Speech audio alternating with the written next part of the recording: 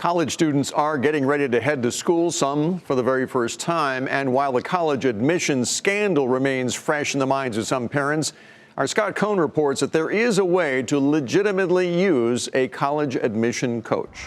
Long before confessed college admissions fraudster Rick Singer launched his massive scam, he was running an apparently legitimate consulting business in Sacramento. But parent Margie Ammett immediately sensed something was wrong. His main pitch was always, I can get you into college X. And I was just appalled because no ethical counselor can ever say that. Ammett eventually started her own consulting business, competing with Singer for a time. He moved to Southern California, rigging exams and creating fake athletic profiles for hundreds of students. Rich parents were so desperate, they paid $25 million to rig the system. Getting into college can be at least as stressful for the parent as it is for the student, but there are ways to channel all that energy constructively, and you don't have to be rich or famous. First, consider what's available for free, the school guidance counselor. The ones who I've dealt with over the years, they are amazing. If you want to hire help, look for a certified educational planner. They're not cheap. A full package starting around junior year will cost upwards of $5,000, but a far cry from the hundreds of thousands Rick Singer charged. A good planner will motivate your student to do the work. I want the kids to be engaged, that they've made the choice. College application season is one of those times that put your parenting skills to the test. 34 wealthy parents who did not do well on that test have been charged in the college admission investigation known as Operation Varsity Blues, and the investigation is not over yet. More parents, coaches, and others could be charged, and authorities won't rule out charging students or schools. Bill, Sue?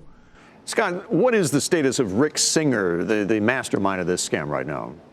Yeah, we've reported on him extensively for an episode of CNBC's American Greed. He is still cooperating with authorities. He is still naming names. He was supposed to be sentenced next month. That sentence has just been pushed back indefinitely as he continues that cooperation.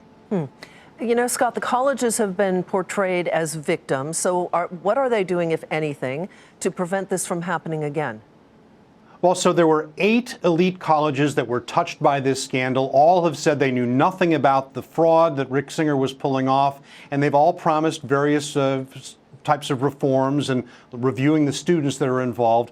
But there are also those who look at this industry who say that perhaps the colleges don't mind the publicity because it shows just how desirable they are, that the richest, most powerful people are willing to get into them, willing to do anything to get their kids into them. And so there's a lot of skepticism about what they are going to do on a substantive basis, but they do say that they are making changes.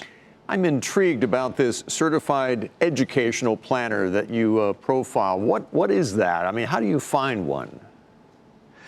You know, it's a little bit tricky because there are actually a number of different organizations that have that issue these sorts of certifications, all totally voluntary, and that's one of the issues with this. There are about 13,000 or so educational planners, admission coaches or the like that are out there. Only about 20% of them have any sort of certification. The American Institute of Certified Educational Planners is one of them. They're the one that Margie Ammett, who you heard from a moment ago, that she belongs to. They have to do site visits to colleges. They have to do continuing education. So it is a good thing to ask about. One of the first places you can ask is your high school guidance counselor if you're looking for some outside help. These do not come cheap. I mean, it can be like, you know, $5,000 or so for a full package, but of course it is a lot less than what Rick Singer was charging. And the students... Plus they do it legitimately. Exactly. Very quickly, Scott, the students themselves, what are the schools doing about students that may have been admitted? Well, they're reviewing all of them. In some cases, their registrations are on hold. Some students have been expelled. There are literally thousands of people who worked with Rick Singer, some of them legitimately, some of them not. Right. Didn't necessarily know what was going on, but they're all being reviewed. Scott Cohn in San Francisco. Again, thanks, Scott. And to read more about these college admissions coaches, you can head to our website at nbr.com.